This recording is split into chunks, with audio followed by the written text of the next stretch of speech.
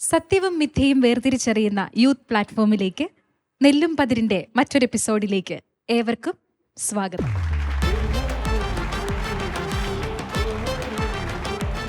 ഇന്ന് നെല്ലും പതിരും വിഷയമാക്കിയിരിക്കുന്നത് കൂദാശകൾ.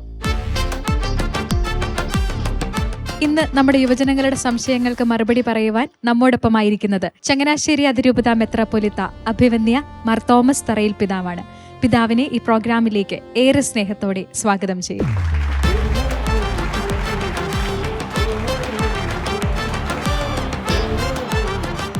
നമ്മുടെ ചർച്ച നമ്മളിവിടെ ആരംഭിക്കുകയാണ്. ആരാണ് ഐസ് ബ്രേക്ക് ചെയ്ത ആദ്യത്തെ ഒരു ചോദ്യം കൂദാശകൾ എന്ന വിഷയത്തിൽ പിതാവിനോട് ചോദിക്കുന്നത്?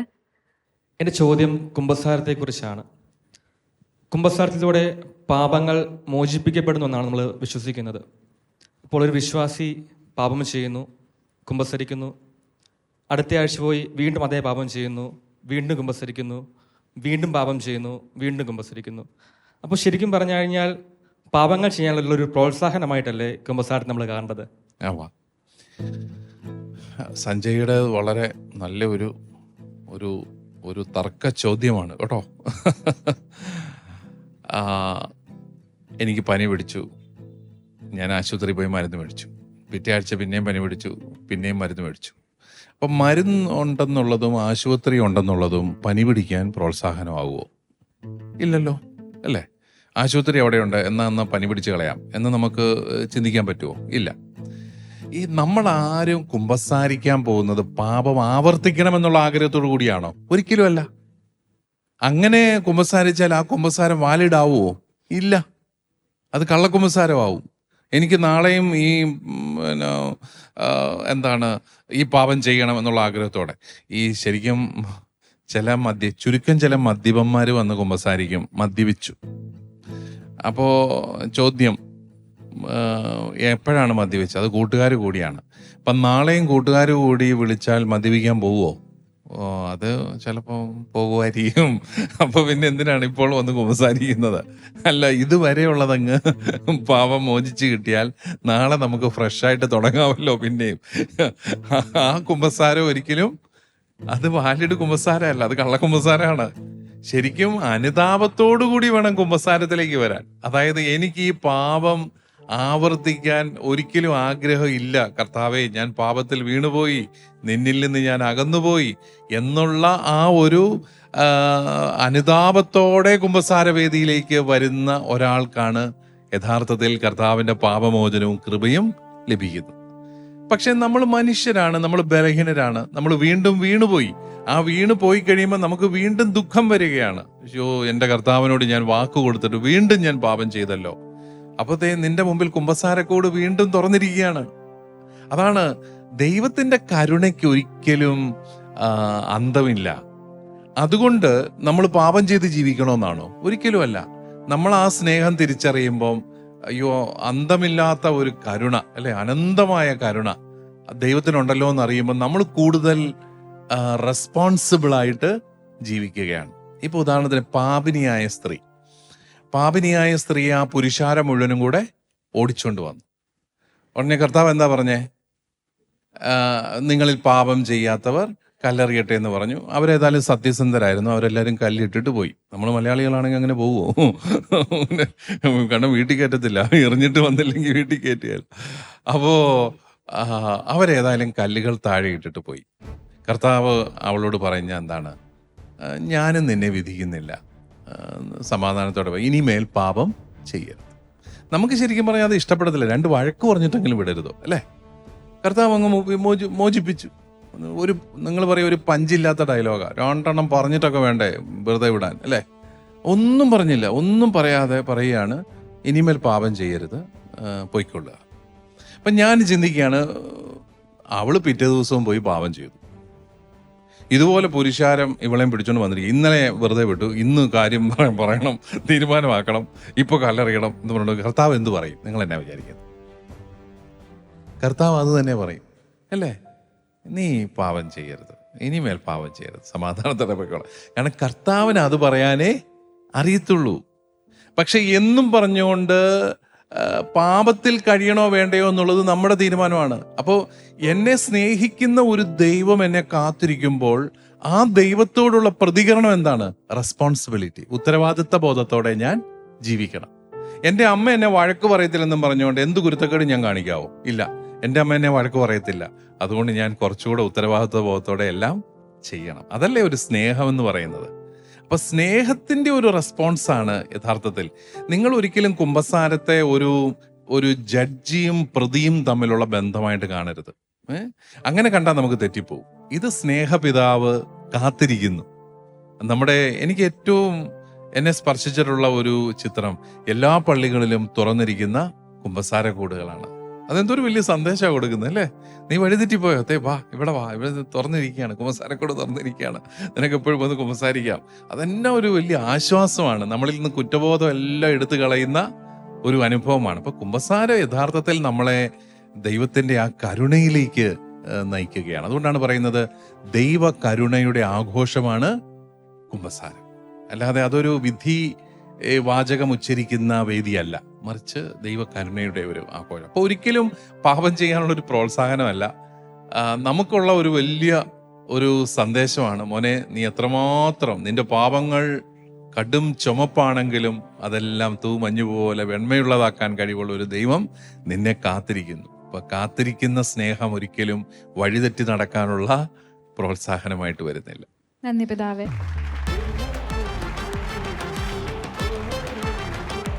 ചോദിച്ചോളൂ അടുത്തയാള്. ഇപ്പോൾ ഒരു മനുഷ്യൻ ഒരു കൊലപാതകം ചെയ്യുന്നു, അതിനെക്കുറിച്ച് വൈദികൻ്റെ അടുത്ത് പോയി കുമ്പസാരിക്കുന്നു. വൈദികൻ അദ്ദേഹത്തിന് പാപമോചനം നൽകുന്നു. പക്ഷേ വൈദികൻ അതിനെക്കുറിച്ച് പോലീസിലോ അല്ലെങ്കിൽ മറ്റ് അധികാരികളുടെ അടുത്തോ അറിയിക്കുന്നില്ല. അപ്പോൾ യഥാർത്ഥത്തിൽ അത് ആക്രമിക്കപ്പെട്ട ഇരയോട് കാണിക്കുന്ന വലിയൊരു ക്രൂരതയല്ലേ? അല്ലെങ്കിൽ അതൊരു ആത്മീയ രഹസ്യവും സാമൂഹിക നീതിയും തമ്മിലുള്ള ഒരു പോരാട്ടമായിട്ട് അതിനെ കാണാൻ സാധിക്കുകയില്ലേ? ആത്മീയ രഹസ്യവും സാമൂഹിക നീതിയുമായിട്ട് ഒരു പോരാട്ടമായിട്ട് തീർച്ചയായിട്ടും അതിനെ കാണാൻ പറ്റും. പക്ഷെ കുമ്പസാര രഹസ്യം ലംഘിക്കുക എന്നുള്ളത്, ഇതിനകത്ത് മോനെ നമ്മുടെ ചോദ്യം, ഒരു കൊലപാതകി എന്തിനു വേണ്ടിയിട്ടാണ് കുമ്പസാരിക്കാൻ വരുന്നത് അല്ലേ? ഈ അച്ഛൻ ഇത് എന്ന് പോലീസിനോട് പറയുമെന്ന് അറിയാമെങ്കിൽ അയാൾ കുമ്പസാരിക്കാൻ വരുമോ? ഇല്ല. അപ്പൊ പിന്നെ കുമ്പസാര രഹസ്യം പാലിക്കത്തില്ലെന്നുണ്ടെങ്കിൽ ആരും കുമ്പസാരിക്കാൻ വരികയല്ല അല്ലേ? അപ്പൊ പിന്നെ കുമ്പസാരം എന്ന കൂതാശ തന്നെ ഇല്ലാതാകും. അപ്പൊ കുമ്പസാരവും പോലീസും നീതിന്യായ കോടതിയുമായിട്ട് നിങ്ങൾ പോലീസ് അന്വേഷിച്ച് കണ്ടെത്തണം കൊലപാതകിയെ. അത് പോലീസിന്റെ ജോലിയാണ്, അവരത് ചെയ്യണം. ഇനി ഈ കൊലപാതകി കുമ്പസാരിക്കാൻ വരുന്നത് അയാൾ അനുദപിക്കുമ്പോഴാണ്. അല്ലാതെ വെറുതെ കുമ്പസാരിക്കാൻ പറയുന്ന കാര്യമുണ്ട്. ഇത് തമാശന് എന്നാ അച്ഛനോട് നിന്ന് പറഞ്ഞേക്കാം, ഞാൻ ഇന്നയാളെ കൊന്നു കേട്ടോ, അങ്ങനെ ആരെങ്കിലും വരുമോ? ബോധമുള്ളവരാരെങ്കിലും വരത്തില്ല. അപ്പോൾ അവനൊരു പശ്ചാത്താപം ഉണ്ടായി. ആ പശ്ചാത്താപം ഉണ്ടായി അവൻ കൊലപാതകം നടത്തിയെന്ന് പറഞ്ഞാൽ ഉടനെ അച്ഛൻ അവനോട് പറയാൻ പോകുന്നത് എന്നതായിരിക്കും, ഇനി പാപം ചെയ്യരുത്. ഇനി പാപം ചെയ്യുന്നതിന് മുമ്പ് തന്നെ അച്ഛൻ ചോദിക്കും, ഇത് പോലീസിൽ പറഞ്ഞോ അല്ലേ? അത് ചോദിക്കണമല്ലോ. കാരണം നമ്മളെല്ലാം ലോ അബൈഡിങ് സിറ്റിസൺസ് ആണ് അല്ലേ? നമ്മള് നിയമം അനുസരിക്കുന്ന പൗരന്മാരാകുമ്പോൾ അച്ഛൻ ചോദിക്കാൻ പോകുന്നത്, ഇത് പോലീസിൽ പറഞ്ഞോ? ഉടനെ പറഞ്ഞു ഇല്ല. അപ്പൊ അച്ഛൻ എന്നാ പറയും? നീ ആരോടും പറയണ്ടെന്ന് പറയോ? പറയണം. നീ അനുദപിക്കുന്നുണ്ടോ? ഉണ്ട്. ദൈവസന്നിധിയിൽ അനുദപിക്കുന്ന ഒരു കൊലപാതകിക്ക് പോലീസിന്റെ അടുത്ത് എന്ന് പറയാൻ ഒരു ബുദ്ധിമുട്ടും ഇല്ല. അച്ഛൻ അവനെ പ്രേരിപ്പിച്ചു വിടും. പക്ഷെ കുമ്പസാര രഹസ്യം ലംഘിച്ച് അച്ഛൻ ഇത് പറയാൻ പോയി കഴിഞ്ഞാൽ പിന്നെ കുമ്പസാരം തീർന്നു. പിറ്റേ ദിവസം മുതൽ അച്ഛന് കുമ്പസാരക്കോട് പൂട്ടി വീട്ടിൽ പോയിരിക്കാം, കുമ്പസാരം ഇല്ല. അപ്പൊ കുമ്പസാര രഹസ്യം എന്ന് പറയുന്നത് അത് ദൈവികമായ ഒരു കാര്യമാണ്. അത് ലംഘിക്കാൻ ഒരു വൈദികനും അവകാശമില്ല. വാഷിങ്ടണിൽ സ്റ്റേറ്റ് നിർബന്ധമാക്കി എല്ലാ പുരോഹിതരും കുമ്പസാര രഹസ്യം പോലീസിനോട് കൺഫൈഡ് ചെയ്യണം. പ്രത്യേകിച്ച് ചൈൽഡ് അബ്യൂസ്, ഇങ്ങനെയുള്ള ഹോമിസൈഡ് ആൾക്കാർ വന്നു കഴിഞ്ഞാൽ പോലീസിനോട് പറയണമെന്ന് പറഞ്ഞു. സഭ അതിനെതിരെ കോടതി പോയി. അപ്പോൾ കോടതി അത് സ്റ്റേ ചെയ്തു. കോടതി പറഞ്ഞത് ദൈവികമായ ചില കാര്യങ്ങളുണ്ട്, അതിനകത്ത് സ്റ്റേറ്റ് ഇന്റർഫിയർ ചെയ്യേണ്ട. സ്റ്റേറ്റിന് കൊലപാതകയെ കണ്ടെത്താനുള്ള മെക്കാനിസംസ് ഉണ്ട്, അത് ഉപയോഗിച്ച് അവർ കണ്ടുപിടിച്ചോണം. അതിന് വെറുതെ കുമ്പസാര വേദിയെ ഒന്നും കാര്യമാണ്. ഓസ്ട്രേലിയയിൽ നിയമം ഉണ്ടാക്കി, അതായത് വൈദികർ പ്രത്യേകിച്ച് ചൈൽഡ് അബ്യൂസ് കേസുകളിൽ അങ്ങനെ വന്നു കഴിഞ്ഞാൽ അത് അറിയിക്കണമെന്നുള്ളത്. പക്ഷേ സഭ പറഞ്ഞിരിക്കുന്നു, അങ്ങനെ അറിയിച്ചു കഴിഞ്ഞാൽ പുരോഹിതന് അതോടുകൂടി പൗരോഹിത്യം ഇല്ലാതെയാവും. അത് ഏറ്റവും കണിശതയോടുകൂടി സഭ നൽകുന്ന, പുരോഹിതർക്ക് കൊടുക്കുന്ന ഒരു ശിക്ഷ കുമ്പസാര രഹസ്യം ലംഘിക്കുമ്പോഴാണ്. ആരെങ്കിലും കുമ്പസാര രഹസ്യം ലംഘിച്ചാൽ അതിൽ തന്നെ എക്സ്കമ്മ്യൂണിക്കേറ്റഡ് ആണ്, അതിൽ തന്നെ അവർ സഭയ്ക്ക് പുറത്താണ്. അപ്പം അത്രയും പ്രൊട്ടക്ഷൻ സഭ എന്തിനാണ് ഈ കുമ്പസാരത്തിന് കൊടുക്കുന്നത്? അനുദപിക്കുന്ന പാപിയോടുള്ള വലിയൊരു കരുണയും സ്നേഹവുമാണ്. പക്ഷേ ഇപ്പൊ ചൈൽഡ് അബ്യൂസ് നടത്തിയെന്ന് ഒരാൾ പറയുകയാണ്, കുഞ്ഞുങ്ങളെ ദുരുപയോഗിച്ചു. ഉടനെ വൈദികൻ അയാളോട് പറയുന്നത്, നിനക്ക് യഥാർത്ഥമായ അനുതാപം ഉണ്ടെങ്കിൽ നീ ഉറപ്പായിട്ടും ഇത് പോലീസിൽ പറയണം, അല്ലെങ്കിൽ അധികാരികളെ അറിയിക്കണം. അതിനുള്ള ഒരു ഷോർട്ട് കട്ട് അല്ല ഒരിക്കലും കുമ്പസാരം.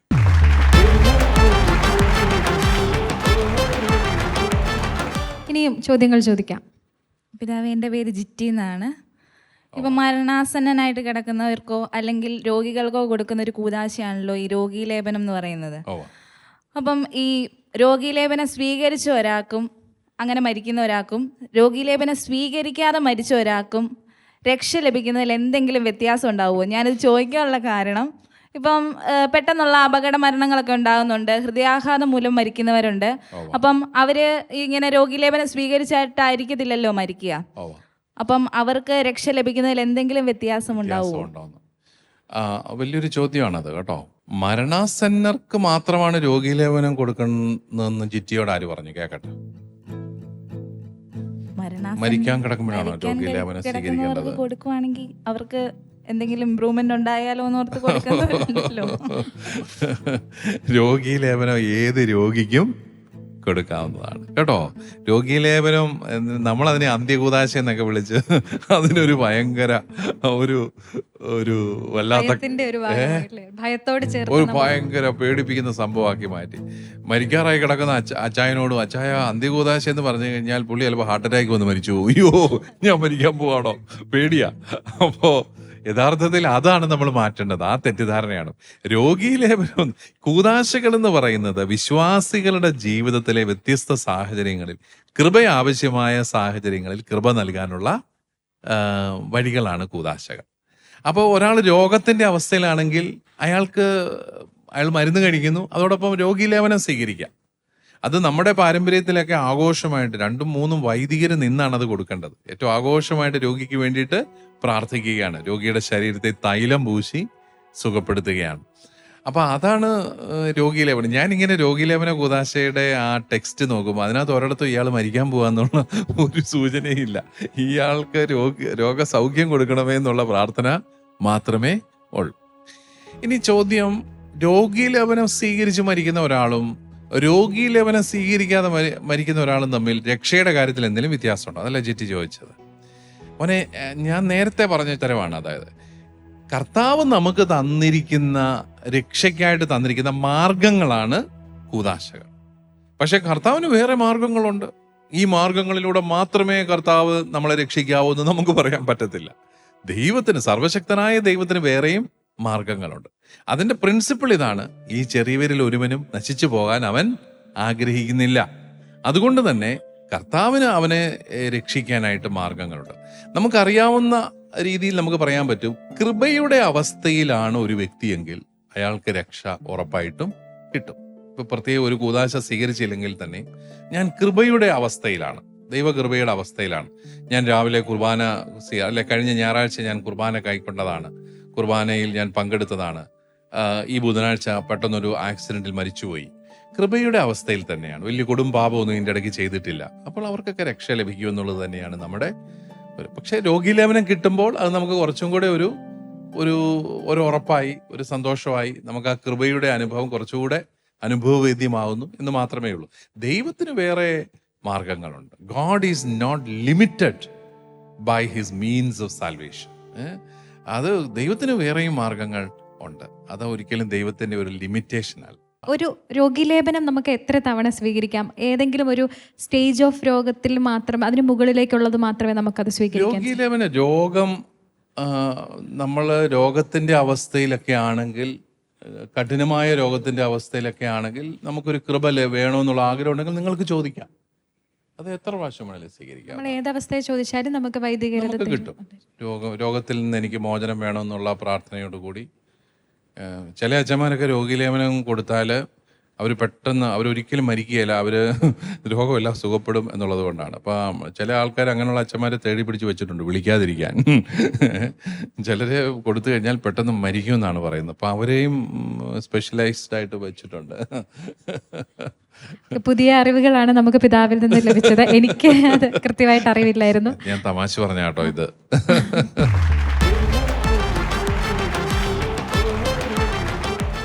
പിതാവ് ഇപ്പോൾ പറഞ്ഞതായിട്ട് ബന്ധപ്പെടുത്തി തന്നെയായിരുന്നു എൻ്റെ ചോദ്യം.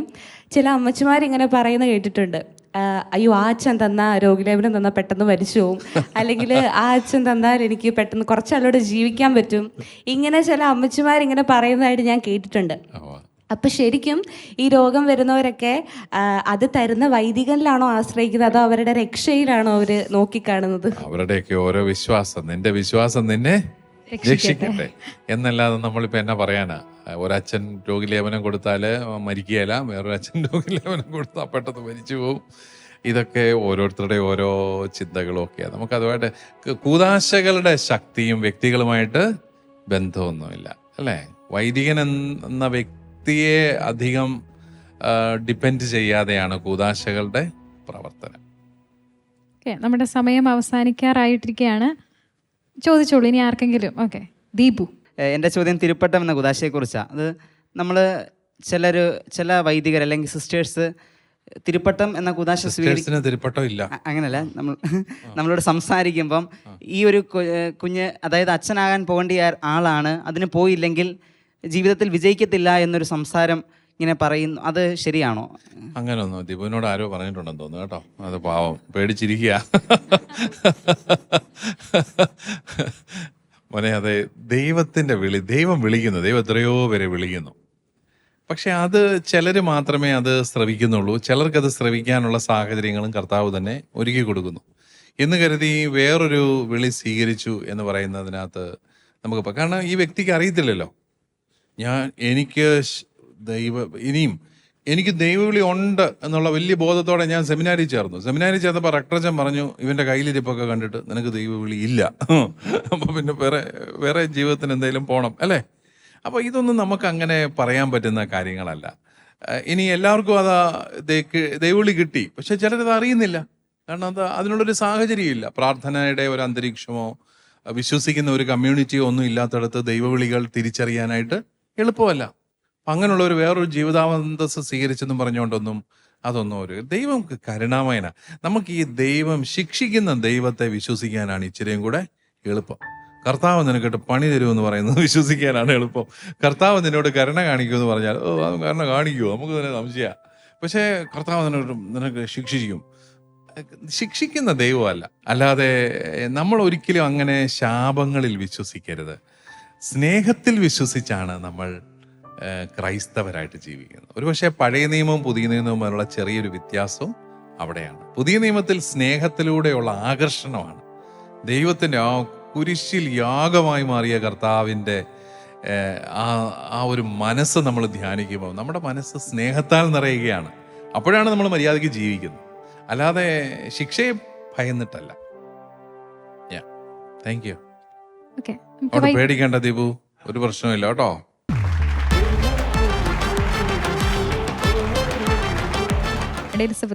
പിതാവേ, മാമോദീസായിലൂടെയും മറ്റ് കൂദാശകളിലൂടെയും ഒക്കെയാണല്ലോ നമ്മൾ രക്ഷ കൈവരിക്കുന്നത്. അപ്പോൾ ഈ മാമോദീസായെയും മറ്റ് കൂദാശകളെയും പറ്റിയൊന്നും അറിയാത്ത ഒരുപാട് ആൾക്കാരുണ്ട്. അവർക്കൊന്നും രക്ഷ ലഭിക്കില്ലേ? നല്ല ചോദ്യമാണ്. മാമോദീസ സ്വീകരിക്കുന്നവർ രക്ഷ പ്രാപിക്കും, അപ്പം മാമോദീസ സ്വീകരിക്കാത്തവർ രക്ഷ പ്രാപിക്കില്ലേ, അല്ലേ? അതാണ് ചോദ്യം. മോനെ, നമുക്ക് ഈ കൂദാശകൾ നൽകപ്പെട്ടിരിക്കുന്നത് യഥാർത്ഥത്തിൽ മനുഷ്യന് കർത്താവിൻ്റെ കൃപ ലഭിക്കാനുള്ള ഒരു മാർഗം എന്നുള്ള നിലയിലാണ്. പക്ഷേ തമ്പുരാൻ ഈ മാർഗങ്ങൾ മാത്രമല്ല ഉള്ളത്. നമുക്ക് ഈ 7 കൂദാശകൾ, 7 ചാനൽസ് ഓഫ് ഗ്രേസ് നമുക്ക് തന്നിരിക്കുകയാണ്. പക്ഷെ ഈ ചാനലുകളിലൂടെ മാത്രമേ മനുഷ്യനെ രക്ഷിക്കൂ എന്ന് നിർബന്ധമൊന്നുമില്ല. ദൈവത്തിന് നമ്മളെ രക്ഷിക്കാൻ എത്രമാത്രം വഴികളുണ്ട്, അല്ലേ? സ്വന്തം പുത്രനെ അയച്ച് ആ പുത്രനെ ബലിയായി നൽകി നമ്മളെ രക്ഷിക്കാൻ തയ്യാറാകുന്ന ഒരു പിതാവായ ദൈവത്തിന് നമ്മളെ രക്ഷിക്കാൻ അനേകം മാർഗങ്ങളുണ്ട്. അപ്പം അതുകൊണ്ട് കൂദാശകളിലൂടെ നമ്മൾ രക്ഷ പ്രാപിക്കുമെന്ന് പറയുമ്പോൾ നമുക്ക് വെളിപ്പെടുത്തപ്പെട്ട് കിട്ടിയ ആ വചനമനുസരിച്ച് നമ്മൾ സഭയിൽ അംഗങ്ങളാകുമ്പോൾ നമുക്ക് നൽകപ്പെട്ടിരിക്കുന്ന ചില മാർഗങ്ങളാണ് ഈ കൂദാശകൾ. നമ്മളെ സംബന്ധിച്ചിടത്തോളം വഴി വളരെ ക്ലിയറാണ്. നമ്മൾ കുമ്പസാരിച്ച് അനുദപിച്ച് കൂദാശകൾ സ്വീകരിച്ച് ആ കൃപയുടെ ജീവിതത്തിലായിരുന്നാൽ നമ്മൾ രക്ഷ പ്രാപിക്കും. അപ്പൊ ചോദ്യം മോള് ചോദിച്ചതുപോലെ മാമോദീസ സ്വീകരിക്കാത്തവരുണ്ട്, ഈശോയെ അറിയാത്തവരുണ്ട്, അവർ രക്ഷ പ്രാപിക്കുമോ? ദൈവത്തിന് മറ്റ് അനേകം വഴികളുണ്ട്. അതൊന്നും നമുക്കൊരിക്കലും ഇങ്ങനെ ദൈവം രക്ഷിക്കുമെന്ന് മനുഷ്യന് പറയാൻ സാധിക്കുകയില്ല. എനിക്കറിയാവുന്ന വഴികൾ ഇതൊക്കെയാണ്. പക്ഷെ മറ്റ് മാർഗങ്ങൾ ഉണ്ട്. വെളിപ്പെടുത്തപ്പെട്ട മാർഗങ്ങളാണ് കൂദാശകൾ. വെളിപ്പെടുത്തപ്പെടാത്ത മാർഗങ്ങളുണ്ട്. നമ്മൾ വചനത്തിൽ തന്നെ പറയുന്നുണ്ടല്ലോ, ഈ ചെറിയവരിൽ ഒരുവനും നശിച്ചു പോകാൻ അവിടുന്ന് ആഗ്രഹിക്കുന്നില്ല. ഒരുവനും നശിച്ചു പോകാൻ ആഗ്രഹിക്കുന്നില്ല. അപ്പൊ അതുകൊണ്ട് തന്നെ മറ്റു മാർഗങ്ങളുണ്ട്. പക്ഷെ നമുക്കത് അറിയത്തില്ല. അപ്പൊ ചോദ്യം അങ്ങനെയാണെങ്കിൽ പിന്നെ അങ്ങനെ ജീവിച്ചാൽ പോരെ? അറിയാവുന്ന മാർഗം ഉള്ളപ്പം അറിയാൻ വയ്യാത്ത മാർഗം തേടി നമ്മൾ എന്തിനാണ് പോകുന്നത്?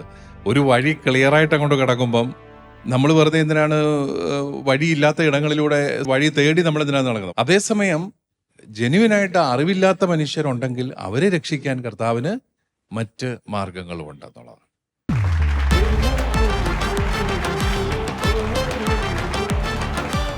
അടുത്തത് ജിത്തിയായാണ് ചോദ്യം ഉയർത്താൻ വേണ്ടി കൈ ഉയർത്തിയിരിക്കുന്നത്. പിതാവെ, പാപം ചെയ്തിട്ട് ഒരുപാട് പേര് പശ്ചാത്തപിക്കാതെ, അതിനെപ്പറ്റി ആലോചിച്ച് അനുദപിക്കാതെ ഒരുപാട് പേര്, കുമ്പസാരിക്കാതെ ഒരുപാട് പേര് ഒത്തിരി നാളിങ്ങനെ പോകുന്നുണ്ട്. പ്രധാനമായിട്ടും നമ്മുടെ ഇടയിൽ യുവജനങ്ങളാണ് കുമ്പസാരിക്കാൻ ഒരു മടിയൊക്കെ കാണിക്കുന്നവരൊക്കെ. അപ്പം അങ്ങനെയുള്ള യുവജനങ്ങളോടും അല്ലെങ്കിൽ പാപം ചെയ്തിട്ട് ഒരുപാട് നാൾ കുമ്പസാരിക്കാതെ അത് തന്നെ തുടർന്ന് കൊണ്ടുപോകുന്ന ആളുകളോട് പിതാവിന് എന്താണ് പറയാനുള്ളത്? പാപത്തിൽ തുടരുക, അനുദപിക്കാതെ പാപത്തിൽ തുടരുക എന്ന് പറയുന്നത് ദൈവമില്ല എന്നുള്ള ആ ഒരു ചിന്തയിൽ ജീവിക്കുന്നതിന് സമമാണ്. ദൈവം ഉണ്ടെന്ന് ഞാൻ വിശ്വസിക്കുന്നുണ്ടെങ്കിൽ ദൈവത്തിൻ്റെ സന്നിധിയിൽ ഞാൻ കണക്ക് കൊടുക്കേണ്ടവനാണ്, അല്ലേ? അപ്പോൾ എനിക്ക് പാപബോധം ഉണ്ടാകും. ഇത്രയും സ്നേഹിക്കുന്ന ഒരു ദൈവം എന്നിട്ട് ഞാനിങ്ങനെ വഴിതെറ്റി നടക്കുന്നല്ലോ എന്ന് ഓർക്കുമ്പോൾ എനിക്കൊരു പാപബോധം ഉണ്ടാവുകയും ഞാൻ കുമ്പസാരിക്കുകയും ചെയ്യും. ഞാൻ കുമ്പസാരിക്കാതെ പാപത്തിൽ തുടർന്ന് ജീവിക്കുകയാണ്. അതിൻ്റെ അർത്ഥം എനിക്ക് ദൈവം ഇല്ലാത്തവനെ സംബന്ധിച്ചിടത്തോളം നമുക്ക് എങ്ങനെയാണ് അവനെ കുമ്പസാര വേദിയിലേക്ക് കൊണ്ടുവരാൻ പറ്റുക? അവനെ വിശ്വാസത്തിലേക്ക് നമ്മൾ നയിക്കണം. ദൈവമുണ്ട് മോനെ, ദൈവമാണ് നിന്റെ ജീവിതം, നിനക്ക് ജീവിതം തന്നത്. അപ്പൊ ദൈവമുണ്ട് എന്ന് വിശ്വസിക്കുന്നവർക്ക് ഒരിക്കലും പാപത്തിൽ തുടർന്ന് ജീവിക്കാൻ സാധിക്കുകയില്ല. ഇനി നമ്മുടെ ചെറുപ്പക്കാർക്ക് ദൈവവിശ്വാസമൊക്കെ ഉണ്ട്, പക്ഷെ കുമ്പസാരിക്കാനായിട്ട് മടിയാ, അല്ലേ? വർഷത്തിൽ ഒരിക്കലൊക്കെ കുമ്പസാരിക്കുള്ളൂ. അതെൻ്റെ വിചാരം ഒരു പ്രായത്തിൻ്റെ ഒരു പ്രത്യേകതയായിട്ടൊക്കെ വരാം. ചില പ്രായത്തിൽ അങ്ങനെ എപ്പോഴും ഞാൻ അച്ഛൻ്റെ അടുത്ത് തോന്നും കുമ്പസാരിക്കുക, അതൊക്കെ മടിയായിട്ട് തോന്നും. അത് ചിലപ്പോൾ ചിലർക്ക് അങ്ങനെ തോന്നാം. അത് പക്ഷേ കുറേ നാൾ കഴിയുമ്പോൾ അവർ കുമ്പസാരം എന്ന കൂദാശയുടെ കൃപകൾ മനസ്സിലാക്കി കഴിയുമ്പോൾ അവർ തിരിച്ചു വരുന്നതാണ്. ഈ കുമ്പസാരം എന്ന് പറഞ്ഞു കഴിഞ്ഞാൽ ഞാൻ നേരത്തെ പറഞ്ഞതുപോലെ ഒരു നീതിന്യായ കോടതി അല്ലല്ലോ കുമ്പസാരവേദി. കുമ്പസാരവേദി എന്ന് പറയുന്നത് ഒരു സ്നേഹത്തിൻ്റെ ആഘോഷമാണ്. അവിടെ നമുക്ക് കൃപകൾ ലഭിക്കുകയാണ്. എന്തിനാണ് ഈ കൃപ ലഭിക്കുന്നത്? കൃപ ലഭിക്കുന്നത് പാപം ചെയ്യാതിരിക്കാൻ, ദൈവസ്നേഹത്തിൽ വളരാൻ, കർത്താവുമായിട്ടുള്ള ബന്ധത്തിൽ ഒരു ചുവട് കൂടി വളരാനായിട്ടുള്ള കൃപ ലഭിക്കുന്നതാണ്. അത് മനസ്സിലാക്കി കൊടുത്തു കഴിഞ്ഞാൽ എൻ്റെ വിചാരം ചെറുപ്പക്കാരൊക്കെ വന്ന് കുമ്പസാരിക്കും. എനിക്ക് ഏറ്റവും എൻ്റെ മനസ്സിനെ സ്പർശിച്ച ഒരു ചിത്രം, ഞാൻ ലിസ്ബണിൽ കഴിഞ്ഞ പ്രാവശ്യം വേൾഡ് യൂത്തിലേക്ക് പോയി. അവിടെ ഒരു വലിയ ഗ്രൗണ്ടിൽ 100 കണക്കിന് കുമ്പസാരക്കൂടുകൾ, അത് കാണാൻ തന്നെ നല്ല ഭംഗിയായിരുന്നു. കുമ്പസാരക്കൂടുകൾ ഇങ്ങനെ വെച്ചിരിക്കുകയാണ്. അവിടെ ഇങ്ങനെ അച്ഛന്മാരെല്ലാം പോയി കുമ്പസാരിപ്പിച്ചുകൊണ്ടിരിക്കുകയാണ്. അവിടെ എല്ലാം ചെറുപ്പക്കാർ വന്ന് കുമ്പസാരിച്ചുകൊണ്ടേയിരിക്കുകയാണ്. അപ്പം ജീവിതത്തിൻ്റെ ഏതെങ്കിലുമൊക്കെ ഒരു ഘട്ടത്തിൽ അവർക്ക് തോന്നുകയാണ്, അയ്യോ ഒന്ന് കുമ്പസാരിക്കണം, എൻ്റെ ജീവിതം കുറച്ചുകൂടെ ഒന്ന് വൃത്തിയാക്കണം എന്നൊരു ചിന്ത ഉണ്ടാകാത്തവർ ആരാണുള്ളത്? അന്നേരത്തേക്ക് അവന് കർത്താവ് കൃപ കൊടുക്കാൻ തയ്യാറായി നിൽക്കുകയാണ്. നിനക്ക് കൃപ തരികയാണ്. നിനക്ക് കൃപ കിട്ടുന്നില്ലെങ്കിൽ അതിൻ്റെ അർത്ഥം നിന്റെ അനുതാപം ശരിയായിട്ടില്ല, അത്രേ ഉള്ളൂ. അതിന് കുമ്പസാരവേദിയെ നമുക്ക് കുറ്റം പറയാനായിട്ട് സാധിക്കുകയില്ല. ഞാൻ ഈ ചെറുപ്പക്കാരെ പിള്ളേരെ എന്തിനാ കുമ്പസാരിക്കുന്നതൊക്കെ ചോദിക്കുമ്പം ഞാൻ അവരോട് പറയണം, എൻ്റെ മോനെ, നിന്നെ കുമ്പസാരിക്കുന്നത് എന്താണെന്ന് യുക്തിപരമായിട്ട് പറഞ്ഞു പഠിപ്പിക്കാനുള്ള വിവരമൊന്നും എനിക്കില്ല. പക്ഷെ ഒരു കാര്യം ഞാൻ നിന്നോട് പറയാം, അനുദപിച്ച് കുമ്പസാരക്കൂട്ടിൽ മുട്ടുകുത്തിയാൽ നിനക്ക് നീ ചിന്തിക്കുന്നതിനപ്പുറത്തുള്ള കൃപകൾ നിനക്ക് കിട്ടും. അത് നിഷേധിക്കാൻ നിനക്ക് സാധിക്കില്ല. ദൈവത്തിന്റെ കൃപ നിനക്ക് ലഭിക്കും. അത് നിഷേധിക്കാനായിട്ട് നിനക്ക് സാധിക്കുക. ആ കൃപ നിന്നെ കുറച്ചുകൂടെ സന്തോഷത്തോടെ ജീവിക്കാൻ, ദൈവവുമായിട്ടുള്ള ഐക്യത്തിൽ ജീവിക്കാൻ നിന്നെ സഹായിക്കുന്നതാണ്.